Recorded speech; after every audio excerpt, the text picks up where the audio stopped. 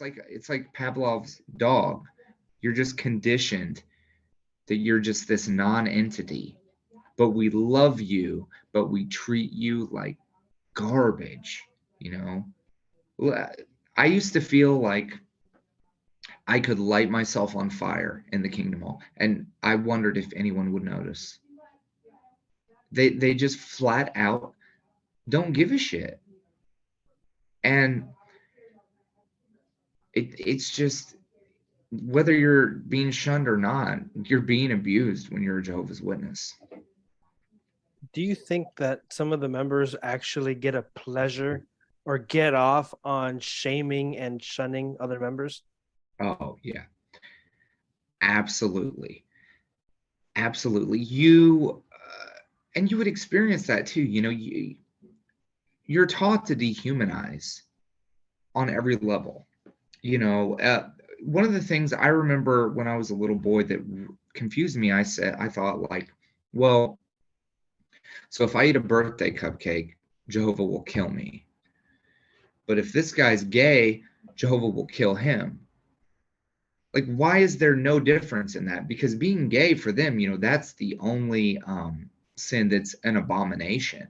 But that just seemed really unfair. Like, I'm a hungry 6-year-old and they're doing the absolute worst sin. Why is the punishment the same? That didn't make sense. But, just, oh, it will, just trust Jehovah, the light gets brighter and thought terminating cliches. And, your brain just, they have these ways of just turning your brain off. And you're just like, well, I got to do this now. And, and decades go by. You don't understand. So, I've witnessed firsthand people judging people for, oh, their hair is orange, or they have a lot of facial piercings, or they have tattoos, or, oh, they have a muscle car, a Ferrari. Well, they're materialistic, and maybe they're materialistic, but they don't know for sure. It's very surface level. It's very judgmental, and they always say, well, and then we're trying to save these people. They create this Messiah complex. Because when I was a little boy, I thought I was in a life-saving work. I did not take that lightly. And it's one of those things where what you're just, when you're taught it from birth, you don't know any better. I always equate it to racism. If you have a baby and you look at those people, aren't they filthy and liars, and you're going to believe them because your parents and everyone around you reinforces it. And you don't know what's what. You have to get away from it. You have to put distance to realize something's wrong with it. And for me, I feel like the more distance, the more I keep realizing how wrong it is, and problems that it has created that I'm either trying to work on or I don't even know how to address, just trying to not make it worse. So we've discussed, the terrible situation of shaming, shunning, how these elders or how these members, not just from your group, but from all these cults, pretty much get a kick out of, feeling this Messiah complex, which you mentioned. Can you share with us, because it was really, you're so transparent in the book, and that's not something that I always find. I'm just recently doing my own healing journey, and I'm only recently, opening memoirs, and you really go very deep where you share how the shunning even seeps into the family life. Can you share a little bit about what shunning does within the family and how it can ruin it? Yeah. Well, so the second time that I was shunned, elders told me I couldn't spend time with this woman that I had fallen in love with. And there was no scriptural basis. The congregation liked her and they didn't like me. That's all that was going on. And they were trying to keep us apart. Well, we were falling in love with each other. So it ended up they said I couldn't speak to her except at meetings, and I was 33 at the time. I was livid, and I'd essentially had 20 years of torture, from my father dying to my mom had a lot of health issues, and that was frightening for a young teenager who buried one of his parents, and just depression. And in the 90s, they didn't know that these antidepressants made you more suicidal. So it was just 20 years of perpetual hellish deja vu. It just blends together, most of it. And I was really mad because I was angry. I met someone I really like, that likes me back, and you guys want to ruin it. And I wasn't willing to not take a chance. So we were married, and I think the shunning the second time, it affected her faith, but she still was involved. She never got baptized. When she got a look at the baptismal questions, she felt it like it was pledging her life to the governing body, the men at the top of Watchtower. And she said, I don't feel comfortable. But so this time I moved in with her, and we ended up eloping in a few months. But I was completely cut off from everyone. Now, another part of, and this really shows the control. If you want to be reinstated, you can't be spending time with worldly people. You can't be making friends. You have to essentially live alone in agony. Now, that time, since we had eloped, and probably my ex-wife saw this as I don't know when she felt it was a cult. I don't know what point, but we were living together, but she didn't tell her parents that we were married. And that was absolutely devastating to me. And that went on for over a year. And I had no support. I felt betrayed by my wife, who I had rejected God for. And I can understand. It's weird. I don't know. It was just a bad situation. There were a lot of factors. And I just started drinking.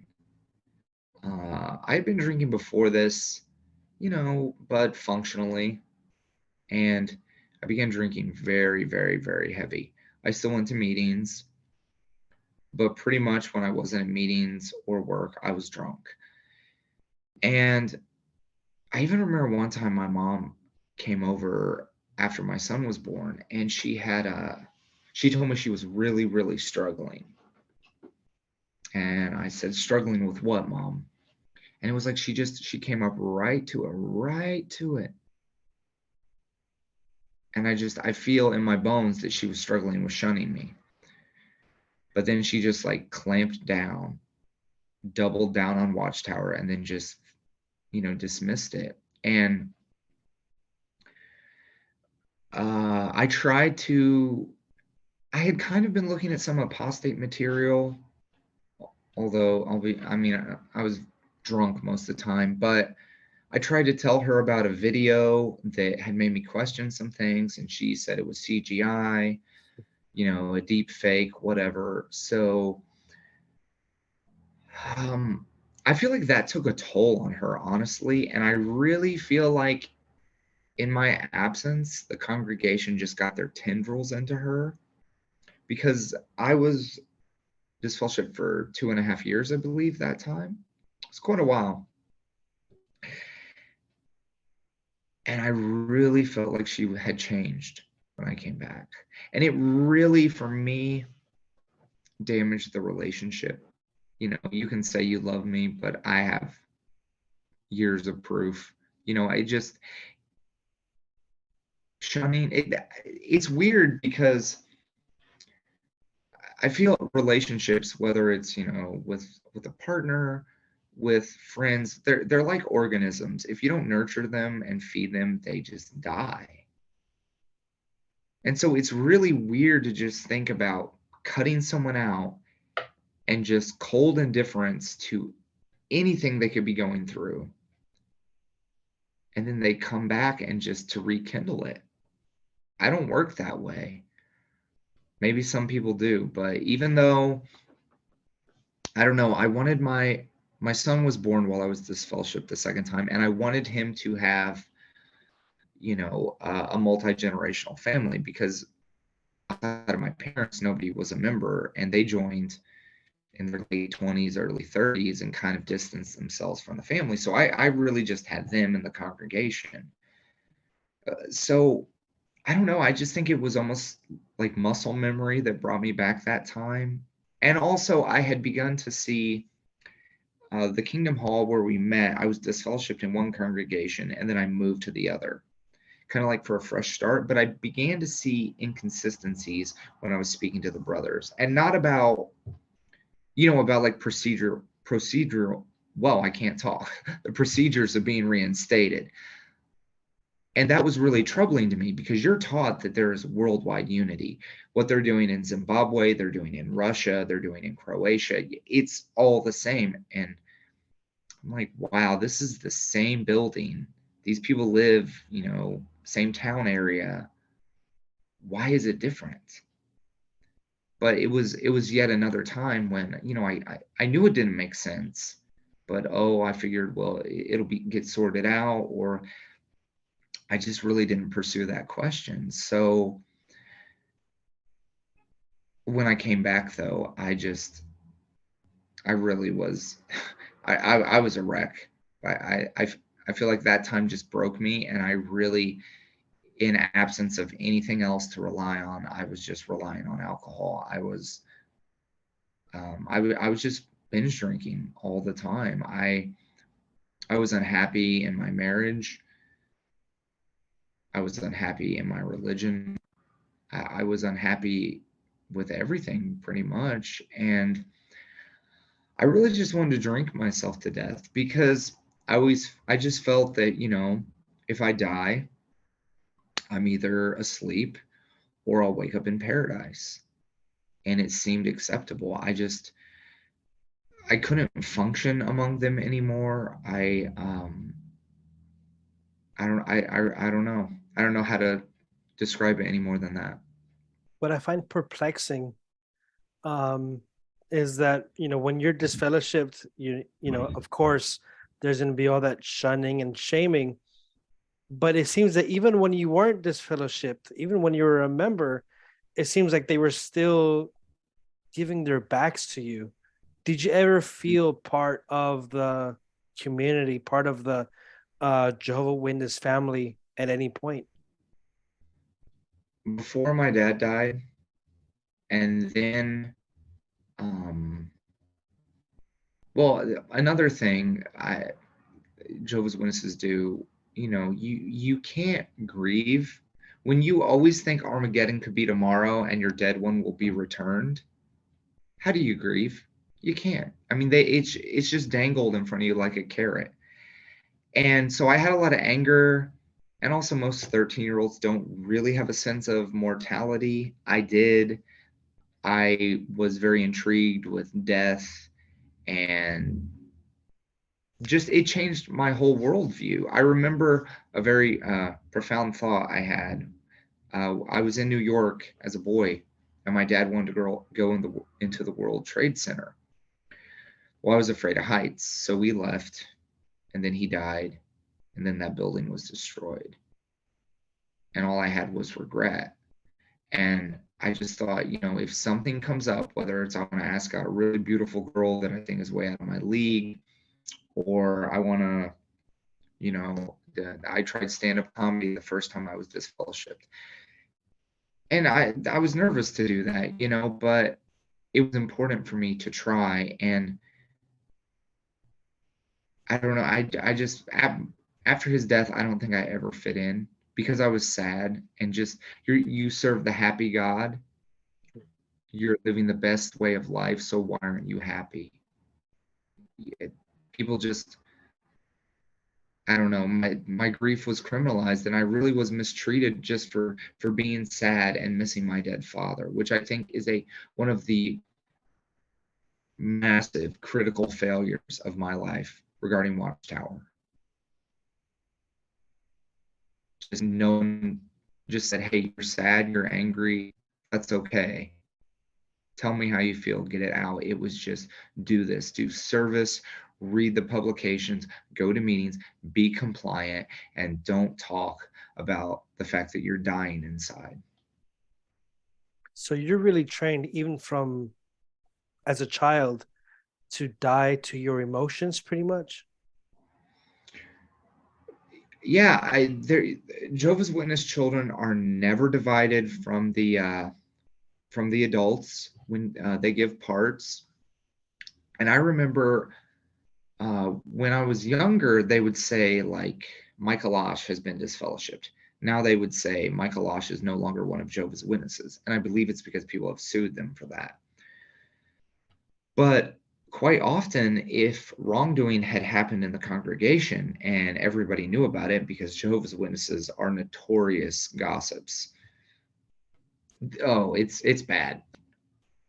But if wrongdoing had happened, it would be a week or two later during our midweek meeting. They would have a local needs, and they wouldn't say the name, but everybody knew who they were talking about. So, you know, you could potentially have a part that's about oral sex, which you know is about this brother and this sister, and there are just kids there. Wildly inappropriate. Before I started kindergarten, I had heard about, you know, incest, bestiality, rape, murder, genocide, the apocalypse, all these terrifying, horrifying things. And I just for so long, it just didn't register how wrong that is. You know, I should not have known what incest was before I started kindergarten. it's Yeah. it's perverse. And wow, I didn't really, like every time I hear about the Jehovah Witnesses, I don't hate them, I don't know them, but it's like every time I hear a story, it just gets worse and worse, and it's like, dang, um, there's a trend going on, and I'm kind of I'm kind of curious because you mentioned about that spirit of gossip that's in the community, and how like they point out all your faults, like, oh, this person's like this or this person's like that. Um, there's that shaming and shunning and that blaming towards the lower members. I'm curious, are they quick to point out the faults of uh, the elders in the group, or is that kind of swept under the rug? Do they get that same treatment of all that shaming, all that shunning? Do they get it too? Absolutely not. And during the past year, there is a book called Shepherd the Flock of God. It's not on their website, but it has been leaked online. And they teach that there's no distinction between the clergy and the laity class. There is that book. It even says in that book that an elder can cover over his own sins, which I never knew until I read that. And I was a Jehovah's Witness for 37 years. If you are disrespectful to an elder, you are reminded that elders deserve double honor, and serving as an elder is indicative of God's approval. Now, if some massive thing was exposed, elders can be removed. But, you know, the more I've thought about it, I feel like to get you to become an elder, they really have to trust you. Because you've got this book. In the book, it says if you're married, don't let your partner touch it, or don't leave it out around your family. So I really I don't know. I mean, maybe some elders get promoted to that level and then they're like, wow, this isn't what I thought it was. But I feel like most of them, the hooks are in them so deep, or they're so obedient, they just go along and maybe excuse it in their own mind. But yeah, you really can't be disrespectful to elders. What is it you will be charged with? Oh, I was talked to because I think I cursed. Like I said someone was, I don't know, like a fucking idiot, and they told me I was a reviler, which I had to look that up. I think it means like you speak negative. I don't know exactly, but I mean no one ever uses that word reviler. They also told me I was brazen. Outside of being a Jehovah's Witness, I have never heard those words used. And what was the name of that book? Was it Shepherd of God, Shepherd the Flock, or Shepherd the Flock of God is what it's called, I believe.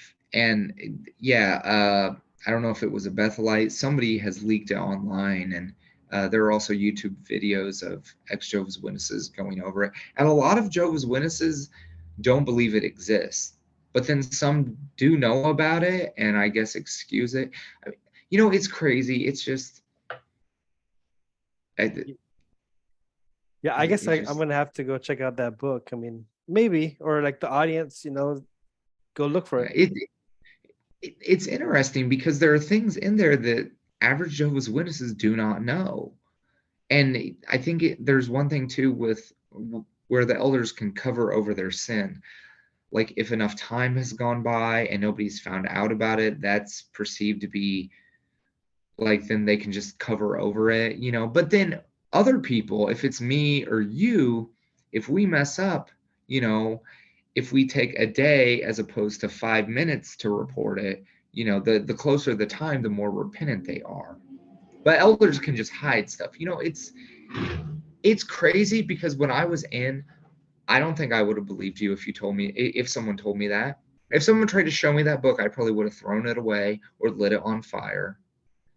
They really have their hooks in members. They did in me. It took me a long time to see through. I was bamboozled thoroughly.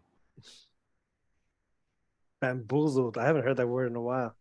I mean, they had the hook in my and just and then when you're outside of it, you just barely talk about it, and you're like, that's psychotic. Like my son is 5 years old. I have memories of being 5 or 6 and hearing from the stage, "Good for nothing slave," and I'm just even in my little brain, I'm thinking that's kind of harsh. Mhm. you know, good for nothing. I would never tell my son that. Never. But they just, I don't know, that they abuse the members and they get the members to perpetuate the abuse. And it's all about this faux presentation of happy. There is a Jehovah's Witness persona. I was never good at doing it. I have kind of a flat affect, and of course, post waking up, I mean, I'm more emotional.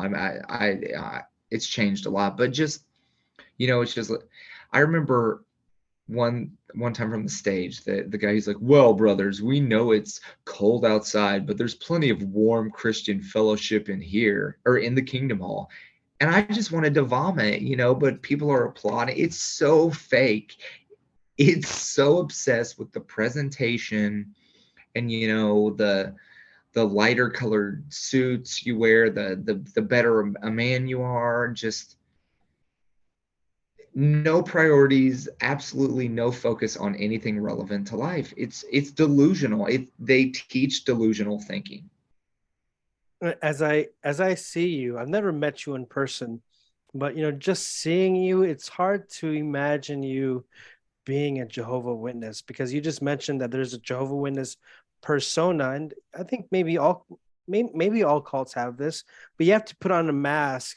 And for me, the way I kind of think of it is kind of like in my 11 years in the group I was in, I was method acting because inside I I'm Ryan inside, but on the outside, I have to put on this mask and behave and be smiling all the time, even when life was miserable.